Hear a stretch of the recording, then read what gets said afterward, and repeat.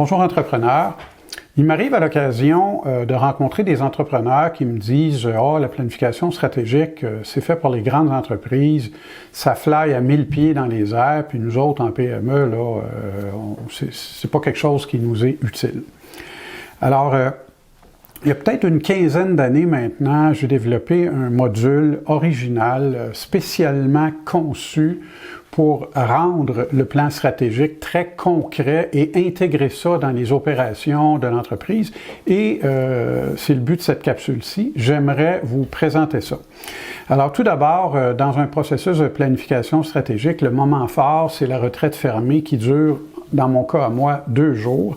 Et évidemment, le module dont je vous parle, c'est celui qu'on fait à la toute fin, une fois que les éléments importants du plan stratégique ont d'abord été définis. Alors, pour illustrer ça, je vais me servir d'un cas fictif. C'est un fabricant de meubles, une entreprise qui n'existe pas, là, et dont la raison d'être, c'est une entreprise progressiste. Je vous parle de plus en plus de ça, là. C'est vraiment dans l'air du temps. Alors, sa raison d'être, c'est de sauver la planète un meuble à la fois. Sa vision, c'est de devenir un modèle d'entreprise progressiste à imiter.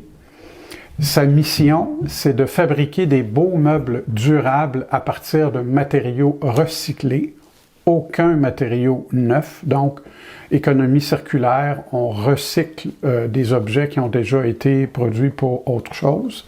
Ses propositions, une de ses propositions de valeur client, on est une entreprise écologique, on est local, on est durable. La proposition de valeur pour les employés, parce que le propre d'une entreprise progressiste, c'est d'avoir des propositions de valeur pour la plupart des parties prenantes. La proposition de valeur employée, c'est de grandir ensemble selon des valeurs communes, évidemment progressistes. La proposition de valeur pour la communauté, c'est d'être un citoyen corporatif modèle. Et les objectifs, on est des produits 100% recyclés. Un engagement, on veut que nos employés, le niveau d'engagement soit d'au moins 80%. On veut consacrer 2% de nos revenus qu'on va investir dans la communauté. On recherche un taux de croissance annuel de 10% et 8% de marge nette. Alors, tout ça a préalablement été établi dans les 2 jours que dure la retraite fermée. Et là, on arrive au module dont je vous parle. Et en fait, on va passer chacune des fonctions de l'entreprise en s'assurant que dans cette fonction-là, on est parfaitement organisé pour livrer cette marchandise-là. Alors moi, dans mon modèle, j'en ai 14 fonctions qui ne s'appliquent évidemment pas à toutes les entreprises. La plupart du temps, dans une entreprise, je vais en faire peut-être 9, 10, quelquefois 12, rarement 14. Et là, je vous montre les principales, celles qui sont pas mal communes à tout le monde. Alors, le marketing. Alors, tout d'abord, moi, je définis là, de façon générique, qu'est-ce que le marketing devrait faire. Alors, l'objectif du marketing, c'est de démarquer l'entreprise, puis développer des outils qui peuvent être le site web, le catalogue, toutes les communications, qui reflètent parfaitement le positionnement choisi par l'entreprise. Pourquoi c'est en rouge? Pourquoi il y a des mots en rouge? Bien, parce que régulièrement, quand je fais des exercices avec des clients, ces 2 éléments-là, la démarcation et refléter parfaitement le positionnement choisi par l'entreprise, c'est déficient. Alors, dans chacune des fonctions, je pose les 2 mêmes questions. La première, est-ce que nos façons de faire actuelles en, le nom de la fonction, marketing, favorisent la réalisation de tout ce qui est en bleu, en haut?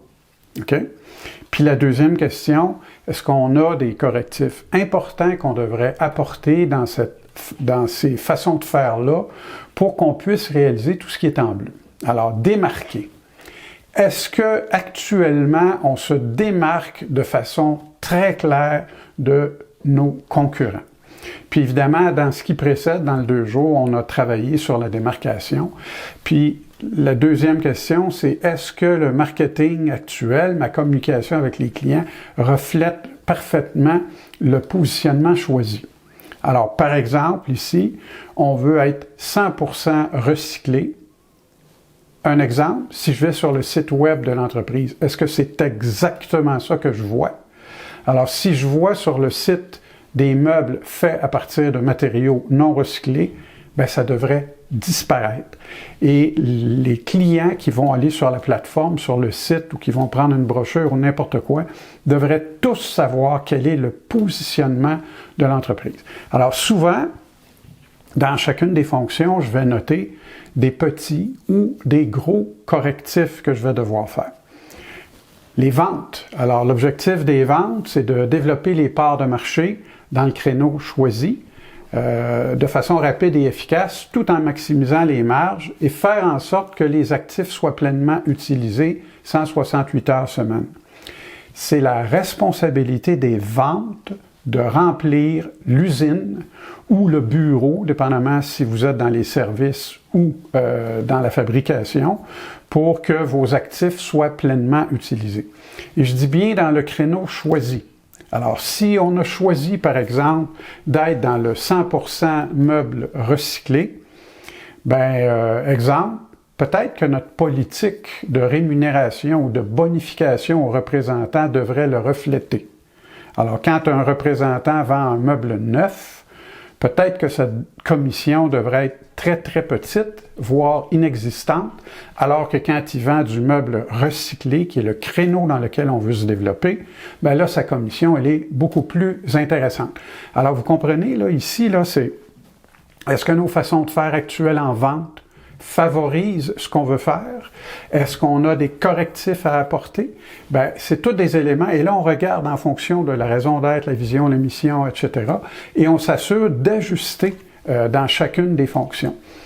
Le recherche et développement produit, ou là, ici, évidemment, on est dans une entreprise fictive de fabrication, mais ça pourrait aussi être un R&D service. Alors, l'objectif du R&D, c'est d'être à l'affût des meilleurs produits et ou services de l'industrie et de s'en inspirer pour concevoir des produits et ou des services qui se démarqueront avantageusement de ce que la concurrence fait de mieux.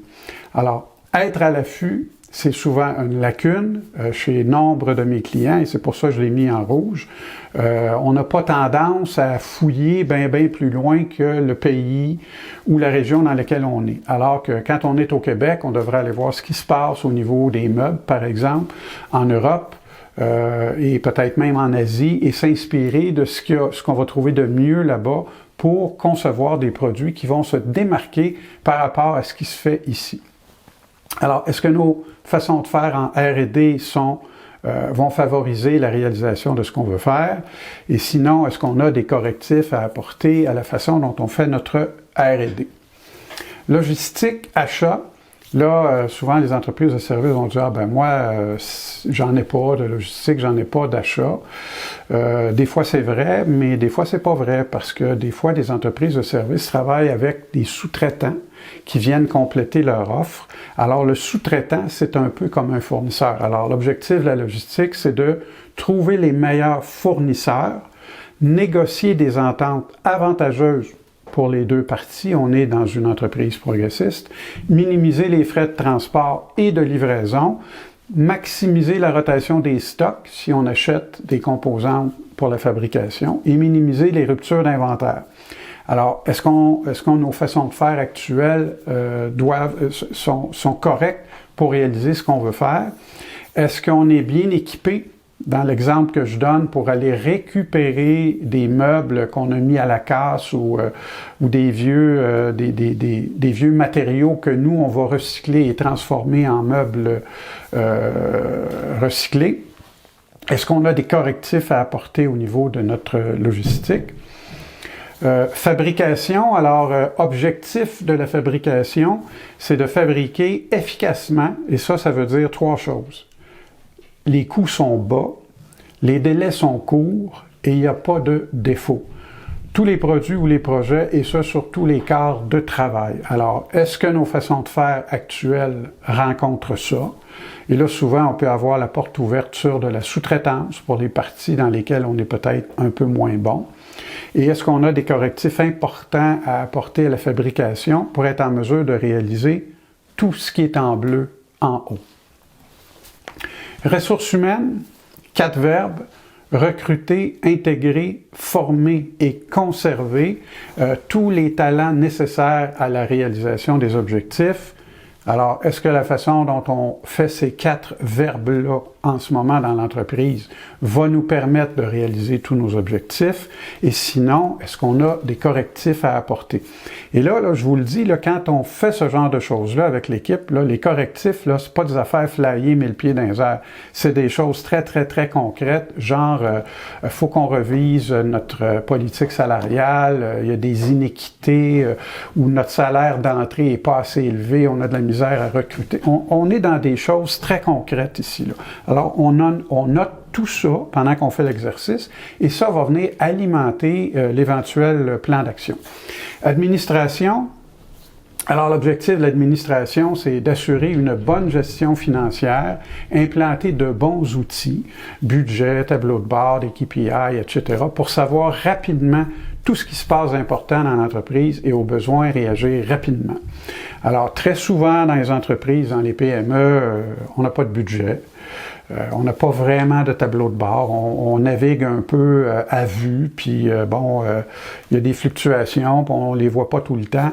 Donc, est-ce que nos façons de faire actuelles nous permettent de réaliser tout ce qui est en bleu? Est-ce que j'ai des correctifs importants à apporter si je veux que mon département d'administration contribue pleinement à la réalisation de tous ces objectifs-là? Alors, tout ça est noté et tout ça va venir alimenter un éventuel plan d'action qui ne sera pas 1000 pieds dans les airs, qui va être très, très, très concret et très applicable dans la réalité de ce qu'est une PME. Alors, j'espère que cette petite capsule saura vous être utile. Merci et à la prochaine.